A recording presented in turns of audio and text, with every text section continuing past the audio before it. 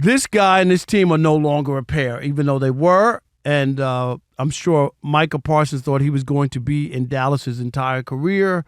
Who trades a player of that caliber? But apparently it happens. Luka got traded from Dallas, and Micah, turn off your Micah, the real name of his podcast. I think he stopped doing the podcast once he went to Green Bay. I'm going to look it up to see if he did or not, Check because I know that it stopped making a lot of noise, noise, but I'm not sure if it actually stopped happening. I think they said it stopped. And you're right. It did stop making noise for sure. So I'm wondering if he was even continuing. But anyway, today he went on social media. And Ian, you can help us with this, right? With some tweets and just some background on Micah Parsons. Of course, his loss for the season for the Packers, but still decided that chiming in on his old team is a good way to spend the new year.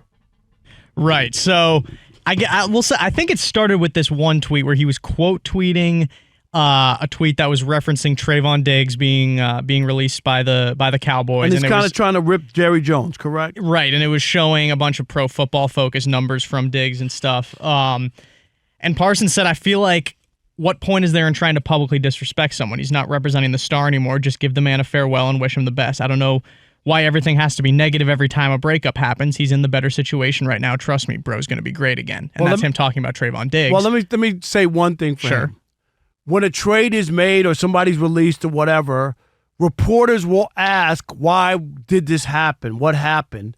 And then they start to do some research to find out, like, his rating, how, and I'm sure there were stories on how he wasn't playing well, right? Isn't he rated as one of the worst corners in the league at this point? Like his. Yeah, the grades aren't pretty right now. At least according to the tweet. No, I'm just saying, but that's the reason when he says something is negative. The reason that you move on from people is the same thing with Luka. Oh, he's the greatest. He's the greatest scorer and a great guy, and we love Luka, but we're moving on because he's a great guy. No, that's not what happens. It's a trade. It's not a funeral, right?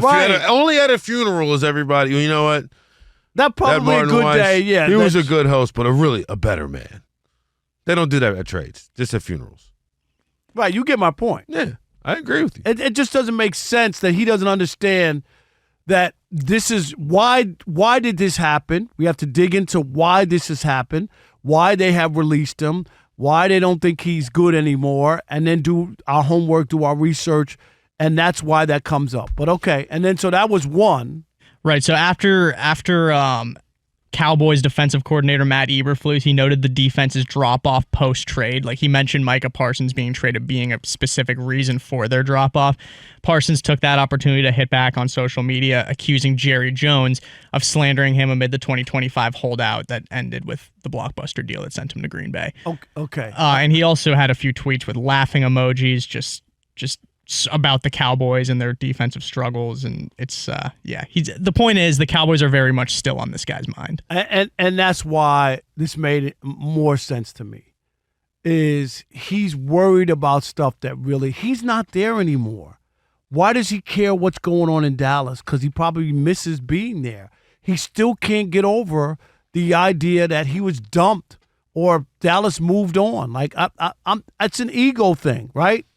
I think that he was like, seriously couldn't believe it. Like, oh no, they're going to pay me my money. I'm going to act like a fool.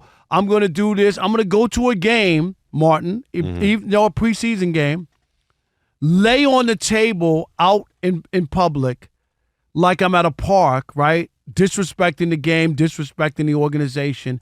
And they're going to sign me and give me my money under any circumstances. So when he got traded, he was in for a rude awakening. You saw the same thing with Luka. Luka was as shocked as shocked. It's one of these, like, not to be, obviously it's a job, right? And you can get your first job out of college and not understand how the workforce actually is and how things are, and that your manager is not exactly your friend. Right. Right? Your boss is not exactly your friend. And especially when you consider the way that Jerry Jones maneuvers through this, like, he kind of puts his arms around guys and is always bigging guys up and talking. He wants to talk directly to the player during contract negotiations, which, first of all, I do not have this massive problem with. I really don't.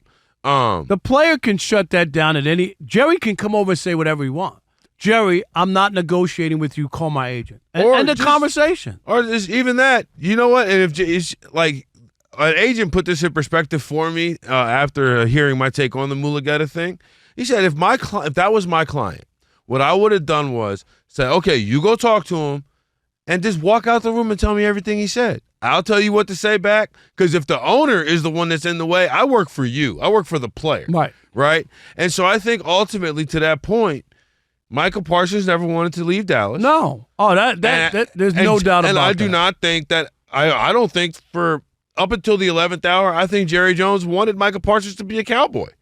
Right? Up until the 11th hour, I really do. Until it got to a point with the agent and all of the business-wise of it where it's like, all right, well, at this point, I'm walking away from this price. Right? You know what I'm saying? But because Jerry's always caved. Like exactly. This, always. So I think that they thought Jerry was going to cave. But there were other implications because of them paying CeeDee Lamb and them paying Dak, like the money, and that they would have had to pay him. And I think that's another thing that finally Jerry realized, I'm going to be hamstrung with these three players, because Dak is paid so much money of your cap. It's harder. I ultimately thought it was the right, in a vacuum, on whatever day he was traded, it was the right move to trade him. You want to go back a year, 2 years, 3 years. Now it becomes a lot more cloudy, but you can't, the time machine doesn't exist. All you can do is do what you can do today. And so when he made that move, I was okay with it, but it seems to me, like to your point, that Micah Parsons never thought he was not going to be a Cowboy. He didn't. And I also think that there's something to the idea of you're in a situation where you like you said, never thought you would be, but also it's not exactly any different. Like, I get that the Packers, when they made the trade for Micah Parsons, they were Super Bowl favorites and so on. But you look at that division, they're not winning it. They're not even in first place, and that division is wrapped up before Week 18 is played. Even before Micah got hurt, they still weren't. Right, they weren't world beaters in the way that we have seen, like the Kansas City Chiefs through the regular season in years past, or the Eagles in years past, or the 49ers in years past through the regular season, where you're like, oh, okay, even if this team doesn't win a Super Bowl, this team is one of the best teams in the NFL week in, week out. I agree with that. Was not the case for the Packers, and has never been the case for the Cowboys. To me, he's switched one spot to another from $47 million more and 47 degrees colder per every winter, and a place you don't really want to be. Like seriously, like I still believe that, and that's why he can't get out of this Dallas thing. Seriously, why would you got your money? You're on a team that's going. The Dallas Cowboys didn't make the playoffs again, right? You're going to the playoffs even though you're injured, but your team is going to the playoffs. They're going to be in the mix. You got a good young quarterback. You got some other pieces. You're going to be in the mix for the next couple of years, have a chance. The Cowboys are somewhere else. And if I'm Green Bay, I'm disappointed just in the idea that he's still messing with the Cowboys. And I just wouldn't want that to be the fault. And did you find out that he did stop his podcast, right? Yeah, it looks like the most recent episode is back from when 10 months ago. Yeah, when he tried. That's recent, content that came out there, and that was good, because I think that at that point that had gotten in the way too, when he did his list of the top 10 quarterbacks and Dak wasn't on his list. You know what I mean? And then the reporters go to Dak and say, well, what do you think? Micah picked out his top 10. You're not in it. You have a reaction to that. You don't know what to say. And he didn't preface it by saying, of course, excluding Dak, who are the top 10 quarterbacks? Because Dak would be in my top 10. Sure. Then that's a different conversation. Yeah, Micah Parsons to me seems to be a guy, like, you are too online for me. And I'm just saying it because that's a good way of saying it. Like, the reality is this. Micah Parsons has a talent that, 6 people in the world possess? 7? Like, you know what I mean? Like, at the highest level that he does. Why are you even down here with us? Like, why are you? I'm not saying, like, I was fine with the laughing at Eberflus's comment. I found it funny as well. Yeah, no kidding. Trading me made your defense worse, right? But then to keep on, if that was just, like, we were talking about him earlier, Russell Wilson. Russell Wilson, every so often, he had a remark tweeted something. Sean Payton was, I forget the exact details, but Sean Payton wasn't painted in the best light, and Russell Wilson said, oh, who would have seen this coming? Or something along those lines, right? But he did it once. It's funny if you do it once. You look like you're almost taking the high road if you do it once, right? When you do it continually, time and time again, you're not just reminding people to it, you're showing people, at least people are going to assume that you got something wrong with it. Right. And that's where we are with Micah Parsons. And just the infatuation, obsession, is that the right word, with Dallas? He feels like he's hurt that he's not there, even though like it's nothing to do with they're out of the playoffs, and I know he's hurt and he couldn't play anyway at this point. 877-99 on Fox, 877-996-6369. You got a problem? Micah Parsons tweeting out about the Cowboys, if you're a Packer fan, Packer management, or it doesn't bother you, whatever, we don't care. Because obviously, they must have asked him to stop with the podcast. Don't you think? I mean, he was doing it with the Cowboys the whole time. And when it just feels like they last went to updated him. February 10th, 2025. So he stopped it after the Super Bowl last year.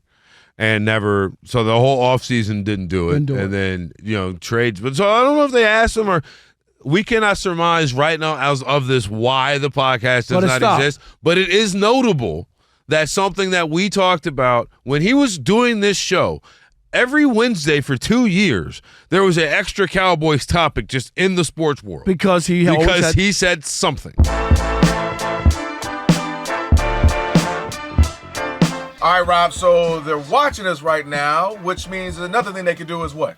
They can subscribe. All you got to do is hit that button, subscribe to The Odd Couple for some of the best sports talk content in the nation. Facts, and while you're at it, they can like, they can comment, they can share. Do all that for us. We appreciate it. Just do all that right up in here.